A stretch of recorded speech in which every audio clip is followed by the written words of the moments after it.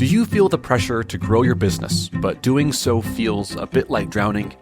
Welcome to Slow Growth Business, the show for business owners and leaders to quiet the noise and lead your business to success, one day at a time, slow and steady. If you feel your business is running you and you're ready to run it, you've come to the right place. Now, here are your hosts, business coaches Jimmy DeGroot and me, Kyle Bullock. Hey everyone, welcome to the Train Retail Slow Growth Business Podcast. My name is Kyle Bullock over there. And I'm Jimmy DeGroot over here with a bronchial cough that I've had since November, so I'm going to mute myself a lot. You're going to see me going. So anyway. And all of those audio listeners are going, just imagine Jimmy hurling over to his chair in excruciating pain. Coughing, like right now. Jimmy, while you're coughing, I have a question for us to talk about specifically for all of our jewelry store friends out there. A question that got in my head over the weekend as I was doing a little bit of retail scouting in a neighboring community. Love it. The question is, what feedback might customers have about your store that they are not willing to tell you? Or they would feel awkward telling you about. Yeah. They would feel awkward telling you about.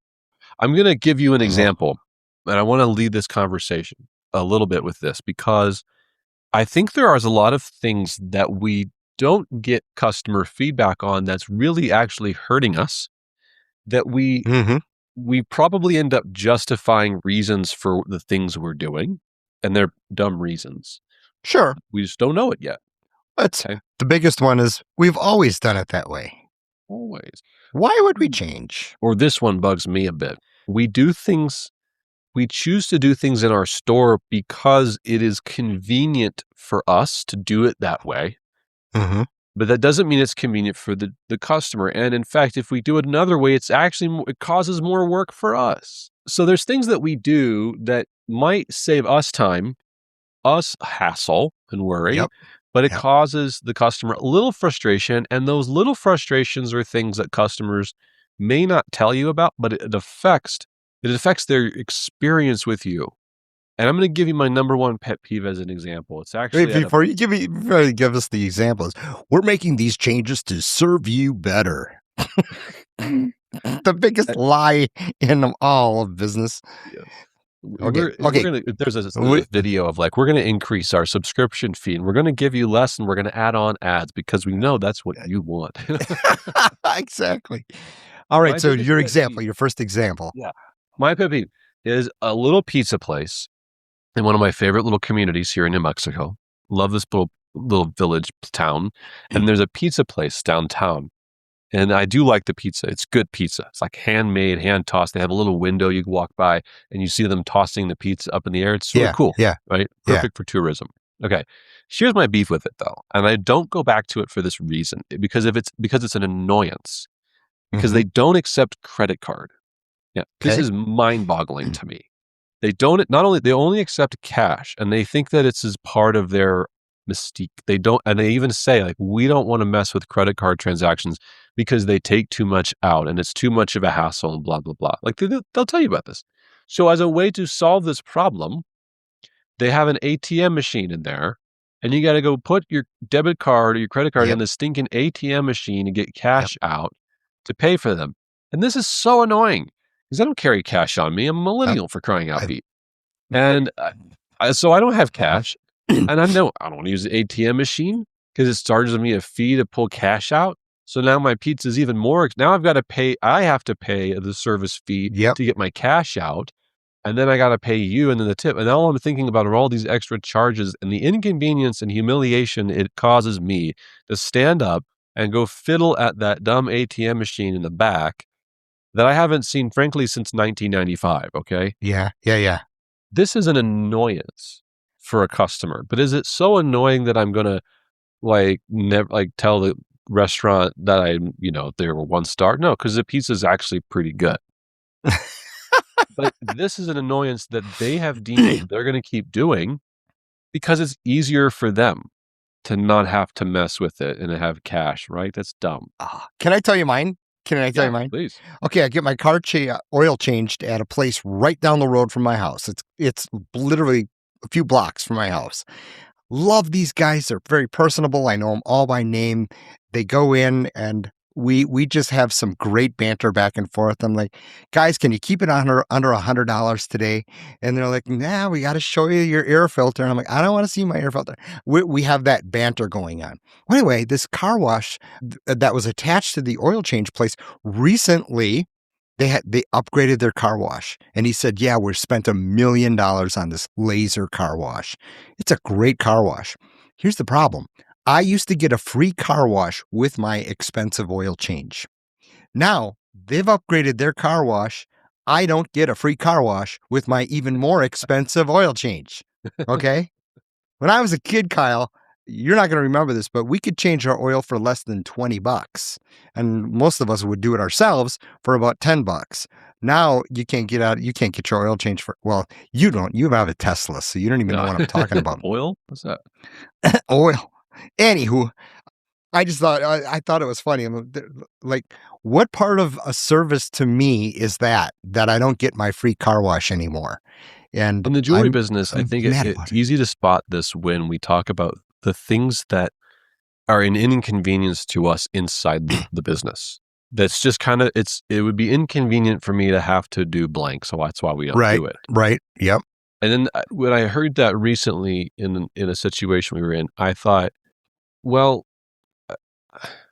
I don't know how else to say this, but bluntly, question number one, would it be more convenient for your customer if you did fill in the blank? Mm-hmm. If the answer is yes, it could be more convenient for them, but we don't want to do it because it's time consuming or whatever. My next statement is blunt. I go, they call it a job for a reason, right? Exactly. There's parts of our job that, we don't like to do. There's parts of train retail that you and I don't even like to mess with. Right. But you have to, because as to do the thing right, you have to do it right. How you do anything is how you do everything. How you do everything. Yep. And in the jewelry store, let me tell you, in my jewelry store beef that I could go down. I don't want to get down like the data train on this one, but pricing, both tag pricing and display pricing, seeing it clearly. Mm-hmm. There's mountains of research out there, perhaps a podcast for another day, I can share it, where pricing things clearly is as a major benefit to the customer. Yes. And I mean everything. Yep. Absolutely. Making sure all the displays are in the right spot with the right tag that shows the price very clearly. Customers respond very positively to when we do this. Mm-hmm. It can be inconvenient because it feels like busy work to go out there and have to re-tag hundreds of pieces of jewelry and make sure that the tags are up to date and blah, blah, blah, blah, blah. Yeah. Who cares? Who cares? It's the customer does, right? Why would you put any stops in front of the entire customer experience? And if one of those stops is, they're not going to tell you. They're not going to tell you they're embarrassed. I'm really embarrassed about the showcase because I don't know which one to point to. Because I don't know which one I can afford. I don't know what the cost of these are. Why would you put stops in front of the customers? And so I love the initial question that you had, because I think it's I do not know how to arrive at the answer. Did you ask the question, what do people hate about coming into jewelry stores? We didn't ask that directly, but we could. I mean, what is it that makes it the jewelry store? What are things that customers aren't telling you in feedback about your jewelry store? Because it just might be awkward, right, to tell the owner, hey, I really don't like the fragrance of your store. Yeah. I don't like how we don't see the prices. Yeah. I don't even know that customers always could articulate those things, but there's a saying that I've adopted, and it actually comes from Bill Hader. He's an SNL actor. Hey, I love him. I love talking about writing. I think it's true of business. When someone tells you that they don't like something, they're right. They're always right. Right. When they tell you how to fix it, they're always wrong. Yeah. So if I told you I don't like that whatever, that's correct. And then they might tell you, well, you should do this instead. Right. That's probably the wrong move. You need to back up and think about, how do I really solve this problem? Here's one more Mhm. problem in the jewelry industry. We've justified way too much. You're going to jump on this in a second too. I know you will. Well, I'm jumping on a bunch of stuff already, but that's a rabbit trail. So Well, that means this my other podcast thing is 4 hours. my other thing for the jewelry stores today that really bugs me as a consumer, as a customer, is this over-reliance on special ordering and customizing things. We really, really love the custom game in jewelry. Oh, we jump right to it because it's Yeah, it's the easy road. it is. We think that because everybody can order things online that they're okay with it. But let me tell you, like as a consumer, that's not true. The Target pickup order is a great example of this. I want it today. I don't want to Mhm. wait for it later. You're just going to Right. make it more convenient because you're going to bring it out to my car. Okay. Yeah. Same problem in jewelry is that we have this over reliance on I'm going to special order your custom bridal ring. Yeah. And I think as a customer, why? If I knew that it was going to take me 4 to 6 weeks to buy a ring from you, I could have bought it online and actually probably had it faster. And all of the options are the same. There's no functional difference really between seeing a sample in the showcase that I'm not going to get and then ordering Mhm. it and getting it weeks later and buying it online because I can't see it and touch it there either. Yeah. Yeah. And online orders often are a lot easier to check out and do. Well, tell me what you think of this. This is a theory that I have on this whole custom thing, and it's so easy to go to. Well, I think it started when we started realizing that we have cases and cases and cases full of very expensive samples, right? That in quotation marks here, nobody's going to buy because they want a ruby in there instead of a diamond or whatever. So they want a custom made. My sense is, in theory, that it's a whole lot easier to take an order. Oh, you want these details? You want this? As opposed to selling something that they're going to love that you have. It's a whole lot easier to be an order taker and a clerk. And I don't mean to be calling special order salespeople clerks, okay? But But think about the question. Is it a lot easier to do that than sell what we have in the case? Jimmy, Okay, that's how my do I theory. know? How do I know what they want? How would I know? They don't know what they want. What do you They mean? think they might. Do they? I know they come in with it on their phone. They saw something at Jared or whatever, right? It's funny. Or- We just did a bridal series on our training platform, Train Retail.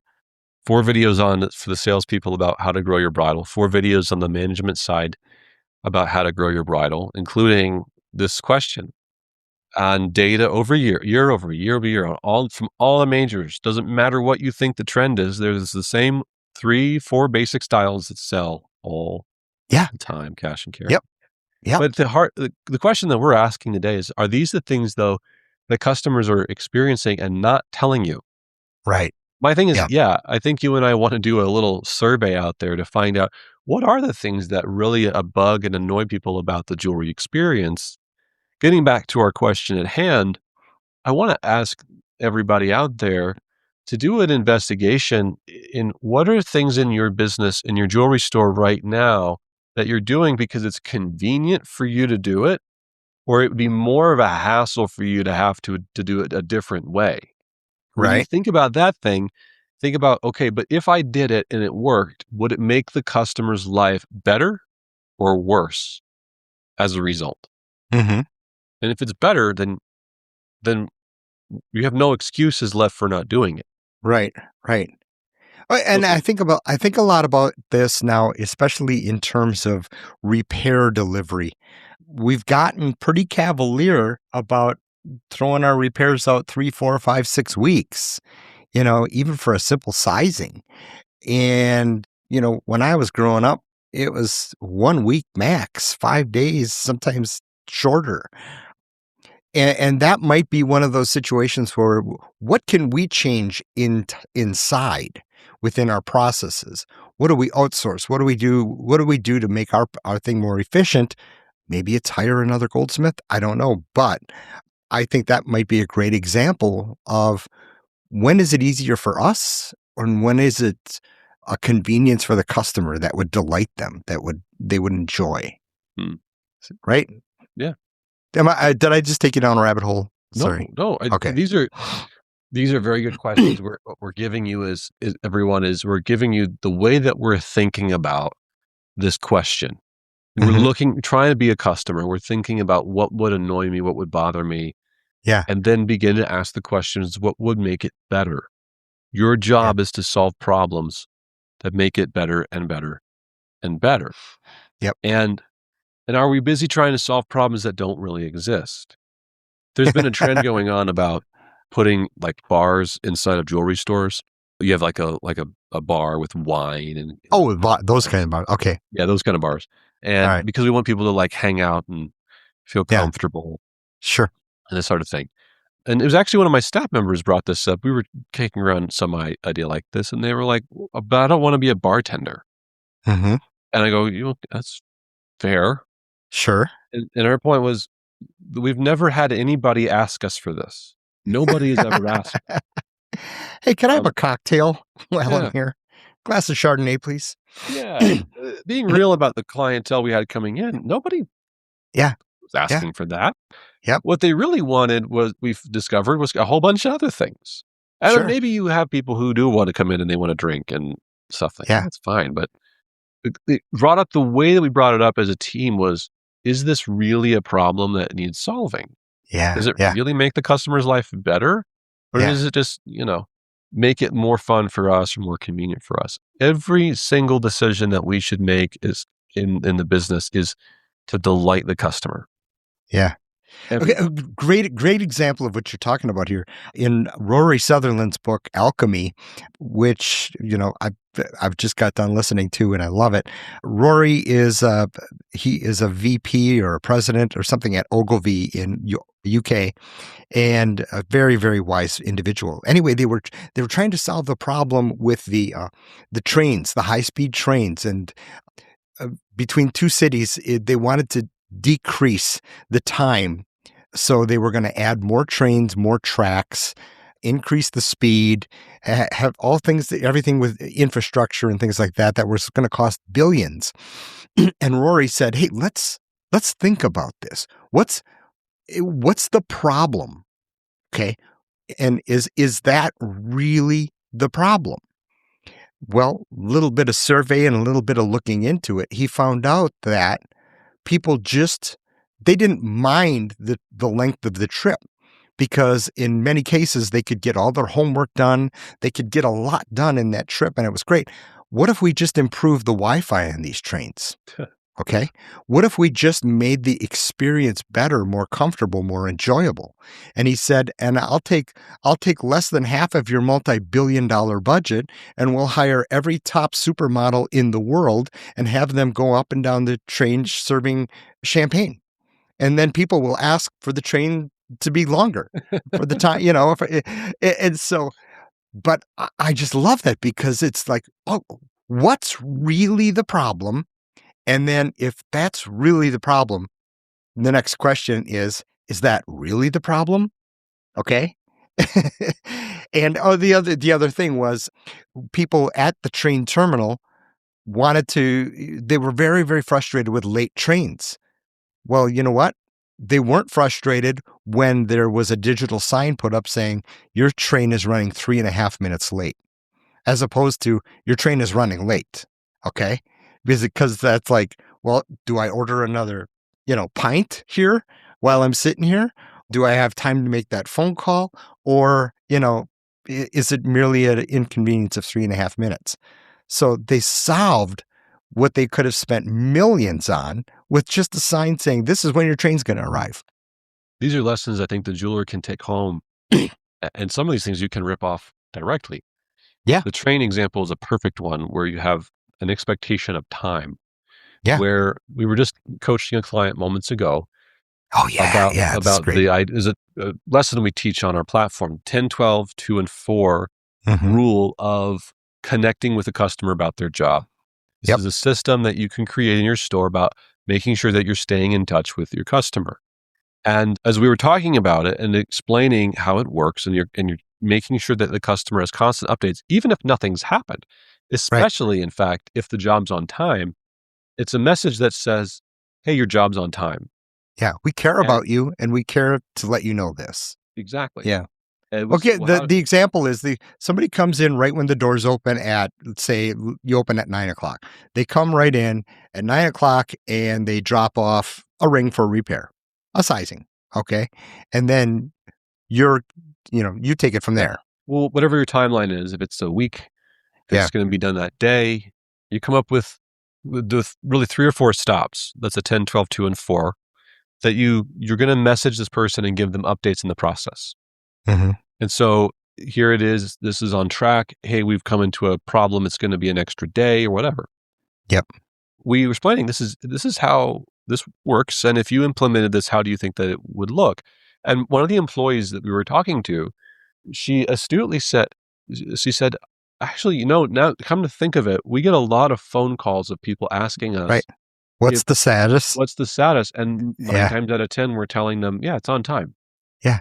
And she goes, But we got to run back into the safe. We got to put them on hold, an annoyance to the customer, however long that may take. oh, We got to find that job. Sometimes it's not, And so what are we adding to our schedule by not being forthright in our community? No, not forthright, but what's the word I'm thinking of? proactive. Proactive in our communication. And think about the poor customer who's one who you didn't remember the job when it was Right. supposed to be done. And it's Yeah. because you say it's going to take forever and you don't know what that's going to be. And Yeah. so you're sitting around and you're waiting and you think, is it time? So you have to call, and people find phone calls awkward now.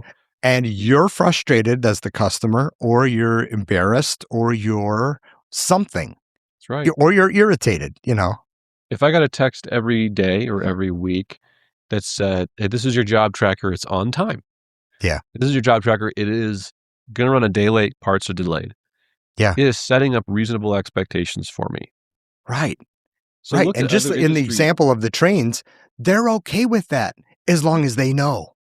Yeah. Okay. Domino's pulls this off perfectly, by the way. If you ever order a Domino's pizza? No, have but a- I've you have the- ordered a lift. I've ordered a lift and a, tracker. exactly. You can implement this in your store. Look at other industries and the problems that they are solving that people really, really like. Curbside delivery at Target, the tracker Mhm. device from Domino's or from Uber.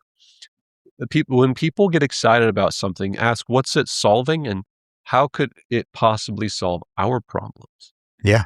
I'm going to end with this because I really want this to be a reflection for all of our watchers and listeners out there to think about the things that could be annoying to customers that we're kind of ignoring. Jimmy and I get the privilege of getting to look at a lot of jewelry stores. Lots. We do video walkthrough tours. We go and we see them in person. Here's my impression of jewelry stores, no matter how cool you think yours is. I can count on one hand. In fact, I can count one finger almost, maybe two, in all of the hundreds of stores we've seen that are actually distinct, like Uh-huh. really different. Right. Okay. Yeah. Yeah. Every other one, 98%, y'all are all the same. Yeah. I'm with you too. It's showcases, it's a point of sale, it's all the same. To a Mhm. consumer, you don't look different. You don't sound different. You Mhm. don't seem to act different than anybody else. And this is another one of these really big problems because if you look at the remodels that Zales and Jared's have been doing recently, but they look very, very nice. And to a consumer, you look just like them. Maybe they Mhm. even look a little bit more polished because they have the corporate dollars to spend on design and stuff. Right. Okay. So here's another annoying problem. What makes you any different? Mhm. What are those distinctive things? Well, that service element, those stories that you generate and create out of the unforgettable experiences that drives people into your store, that is really it. Walking in and seeing a bar doesn't do much for me because I've seen a lot of bars. Mhm. Walking in Yep. and knowing I'm about to have a remarkable and incredible experience because of the things I've heard going on and the ease of service, that's everything. Yeah. Yeah. I love it. And yeah. And honestly, the bars, the kids areas, little video things for the kids and so okay, great. But really honestly, answer the question. Honestly, after a year of doing it, are you paying attention anymore? Is it still amazing? Or is it kind of an afterthought and everything back there is dusty and we don't use it anymore? Sometimes we use it to bring customers over so we can be more private, you know. So, and then of course the question is, did that really solve a problem that really existed? Yeah, I think it would be a very, very bold exercise and a mature exercise to see if you can find out what are those stops for customers. Is it in your parking lot? Is it in your signage? Hmm. I used to have this really beautiful awning that was lit, and in July those fluorescent lights would make that awning just glow. But you know what it also did? It attracted the spiders, because the spiders loved all those flies flying around and moths flying around those lights. So in the morning, my customers got to walk under spiders that were as big as my fist, and anyway. I have a story for everything, as you've probably figured out. But the question is, folks, seriously, look at everything from your parking lot to your message to your website. What are the stops? What are the things that are causing customers to go, I wish I didn't have to go through whatever that is, And boy, I think that's like I said, a very mature conversation. And then if you really want to take the next step, please let us know what they are. Let us know what they are, because A, we'd either love to help you work through that, but B, we'd also like to just know what those are, just for the industry and our conversations that we're having here. I'll end with this. If you want some fresh eyeballs, there's such value in fresh eyeballs. But Train Retail, we want to talk to you about being a one-on-one coaching client if you want to take your business to the next level and help you identify those areas of your business that customers might find annoying or weird or awkward, but they may not be awkward enough to tell you about it, to say, I have a complaint. They will probably walk away and not say something. And that's the worst. When we have a problem that customers experience, but we don't really know what's going on because there's not enough feedback. Yeah. We need that outside feedback. So if you'd like genuine outside feedback, your first meeting at Train Retail is free. FREE. And if you want, I'll tell you how to get the most out of this. You can steal our time. Okay. You can waste our time. I have an idea too. You're going to take your phone. Yeah, that was my idea. Go landscape, not portrait. Go horizontal. Start from the outside of your store. Walk in, pan to the left, pan to the right, so we can see the whole thing, and then take us on a tour of the cases. Yep. Set up a meeting with us. It's free. Your first meeting with us is free. And we will do a video walkthrough, and we'll give you feedback from the lens of a customer. That's one of the things that we do a lot of. And we will give you probably some surprising bits of feedback by giving you an outside perspective that you get to see this business every single day. And it might be a little too close for you to really be objective. So let us do that for you. It doesn't cost you anything. Yeah, it doesn't cost you anything. And normally that would be a store visit that would cost over $6,000 plus travel and blah, blah, blah. So that would be, And my recommendation on that is start out at the parking lot. Start right where the customer gets out of the car, because that's my favorite part. So anyway, okay, Kyle, I don't want to stop talking. By the way, did you guys ever notice that whenever Kyle says, and I'll end with this, I just keep going. And he keeps talking. That's my fault. That's because I have one more idea. I have one more thought. Save it for the next show. All right. Save it for later. All right. See you guys. Bye. Bye. We hope you leave this episode a little better than when you first began. If you'd like more resources to grow your business slow, steady, and consistently, check out our on-demand video catalog at trainretail.com. Or if you have a question or frustration we can help address in your business, write to us about it. We love to help solve big, ugly problems. So hit us up at kyle@trainretail.com or jimmy@trainretail.com. Good luck out there, and we will see you next time.